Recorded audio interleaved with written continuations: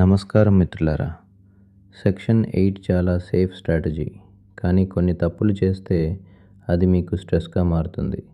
NRIs ఎక్కువగా చేసే 7 పెద్ద తప్పుల గురించి ఈ వీడియోలో తెలుసుకుందాం. తప్పు నంబర్ 1, ఏరియా రీసెర్చ్ స్కిప్ చేయడం.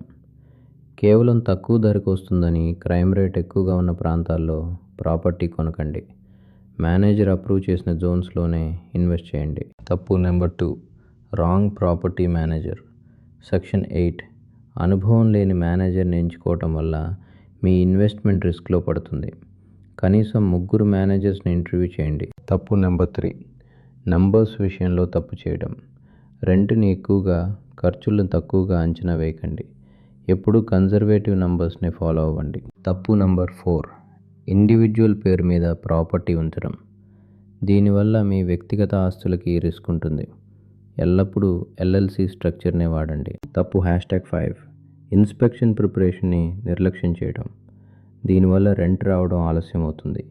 ప్రీ ఇన్స్పెక్షన్ చెక్లిస్ట్ని తప్పకుండా ఫాలో అవ్వండి. తప్పు టెనెంట్ స్క్రీనింగ్ చేయకపోవడం. ప్రభుత్వం రెంట్ ఇస్తుంది కదా అని స్క్రీనింగ్ వదలకండి. టెనెంట్ హిస్టరీని క్షుణ్ణంగా పరిశీలించండి. తప్పు నెంబర్ 7, ట్యాక్స్ మరియు కంప్లైంట్స్ని పట్టించుకోకపోవడం.